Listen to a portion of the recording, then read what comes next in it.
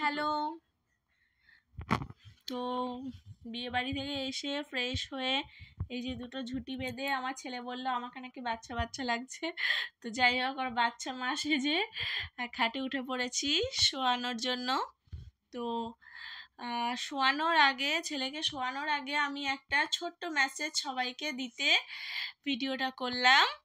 সেটা হলো এই যে দেখো, সার্থক ওর বাবার কোলে। এটাই মেসেজটা দেওয়ার জন্য ভিডিওটা করলাম যে এখন বাজে 12টা। তো আমরা বিয়েবাড়ি থেকে এসে ফ্রেশ হয়ে ওকে শুয়ে দিয়েছিলাম 11:30টার সময়। সার্থক শুয়ে পড়েছিল, ওর একটু জ্বর এসছে গতকাল ভোর থেকে জ্বর এসছে। তারপরে সারাদিনে আজকে 3বার জ্বর এসছিল, 3বারে জ্বর ওষুধও খাইয়েছি। তো তারপরে এখন এই শুয়ে দিয়েছিলাম, হালকা গাটা গরম হচ্ছিল বলে একবার ওষুধ খাইয়ে শুয়ে দিয়েছিলাম। তো শুয়ে দেওয়ার পর দেখছি ও হঠাৎ করে মানে কেমন একটা গুমড়ে গুমড়ে কাঁদছে। তো আমি দু তিনবার জিজ্ঞেস করেছি যে তোমার কি শরীর খারাপ হচ্ছে, কিছু হচ্ছে বলো। বললো না।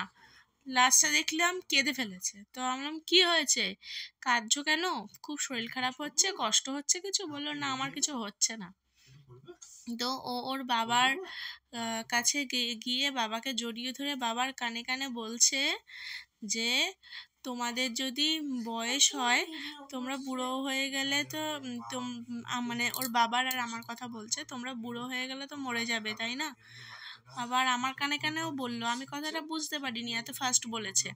তো তারপরে সেম কথাটা আমি ওর বাবার কাছ থেকে জিজ্ঞেস করলাম কি বললো। তখন ওর বাবা আমাকে বললো। তো এবার অনেক বোঝানোর পর সমানে কেঁদে যাচ্ছে।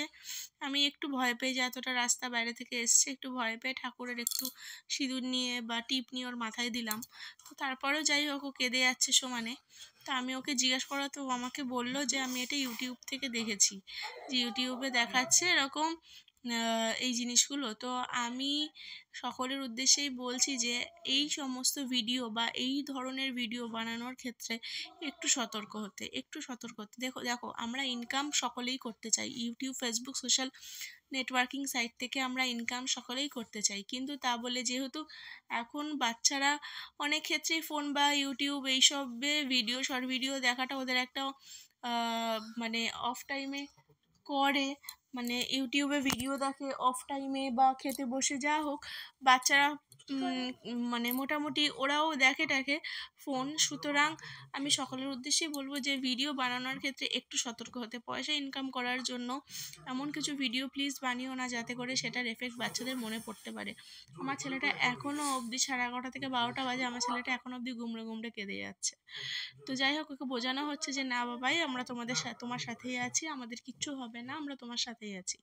তো যাই হোক, আমি সকলের কাছে রিকোয়েস্ট করবো প্লিজ একটু ভিডিওটা অনেক অনেক অনেক শেয়ার করো, এবং প্লিজ এমন কোনো ভিডিও বানিও না, এমন পয়সা ইনকামের জন্য এতটা নিচে নেমো না, বা এমন ভিডিও বানিও না যা বাচ্চাদের মনে এভাবে এফেক্ট ফেলে।